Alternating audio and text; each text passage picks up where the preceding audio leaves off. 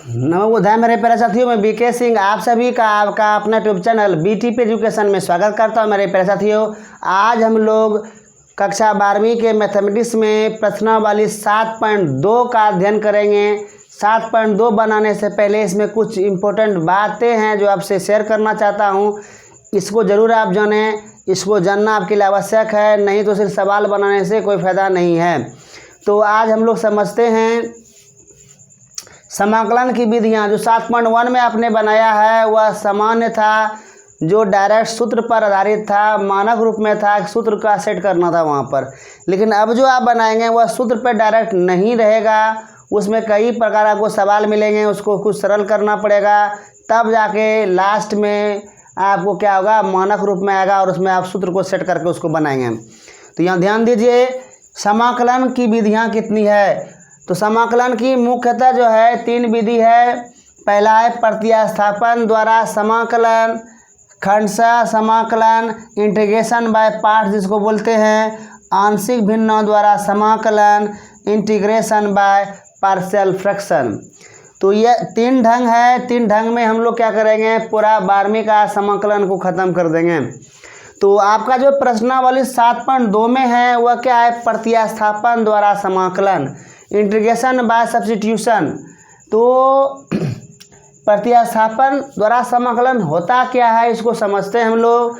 परिभाषा देखिए यहाँ पर है, जब किसी फलन का मानक सूत्रों से समाकलन करना संभव नहीं होता तथा दिए गए फलन में उचित प्रतिस्थापन द्वारा समाकलन चर को दूसरे चर में परिवर्तित करने पर फलन का मानक फलन में परिवर्तित हो जाता है, जिसका समाकलन सीधे मानक सूत्रों द्वारा ज्ञात किया जा सकता है। इस विधि से प्राप्त जो समाकलन होता है उसे हम समाकलन द्वारा प्रतिस्थापन द्वारा समाकलन कहते हैं। एक बात हम लोग समझते हैं, यहाँ पर जो देखिए एग्जाम्पल मैंने दिया है, समझिए इस बात को कि प्रतिस्थापन का मतलब क्या है। कि मान लीजिए आप एक प्रश्न लिए, आई बराबर इंटीग्रेशन fx dx। मान लीजिए आपका एक सवाल है और यह सूत्र पर नहीं है, तो आपको क्या करना है, पुट करना है। मान लीजिए x बराबर, आप मान लीजिए इसको gt, क्या मान लीजिए gt, दोनों तरफ यहाँ पर समाकलन करते हैं, डेरिवेटिव करते हैं dx बटे dt, यानी t के सापेक्ष में, और dt बटे d, gt बटे dt हो गया। इसको लिखिए dx बटे dt बराबर gt का कीजिएगा t के रेस्पेक्ट में डेरिवेटिव, तो g डैश t होगा। ठीक, अब यहाँ क्या करेंगे, dx बराबर हम लोग लिखेंगे g डैश t dt। तो इसलिए यहाँ लिखेंगे i बराबर आपका क्या है, fx है dx। समझिएगा यहाँ पर, तो हमने क्या किया, इस x को मान लिया, rx की जगह आप क्या रख दिया, gt रख दिया। तो x की जगह gt जो रखे, इसी चीज़ को आप प्रतिस्थापन करते हैं। अब देखिए ऐसा करने से क्या होगा, इसका स्टैंडर्ड फॉर्म में आ जाएगा, जो मानक रूप में आ जाएगा, जो आप सूत्र लगाएंगे तो बन जाएगा।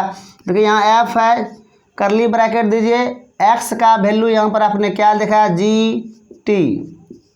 अब देखिए dx है ना, dx बराबर क्या है, देखिए g डैश t dt। तो यहाँ पर देखिए इसका डेरिवेटिव यहाँ है, तो यहाँ क्या हो जाएगा, डायरेक्ट t हो जाएगा। क्या हो जाएगा, डायरेक्ट t होगा, x होगा, जो यानी सूत्र पर आपका आ जाएगा। तो मूल रूप से यही बात ही है। तो हम लोग और एग्जांपल से समझते हैं जो और अच्छा समझ में आएगा, तो इसको ध्यान से देखिएगा।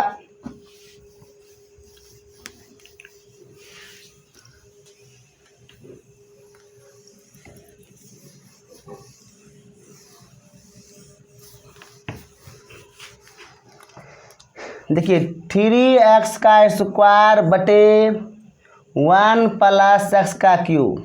देखिए मान लिया एक एग्जांपल मैंने लिया, 3x का स्क्वायर बटे 1 प्लस x का क्यूब। आपको लग रहा है कि जितने सूत्र आप याद किए हैं इस पर बनेगा, बैठेगा, नहीं बैठेगा। लेकिन इसमें अब करना क्या होगा, यही देखना है हम लोगों को।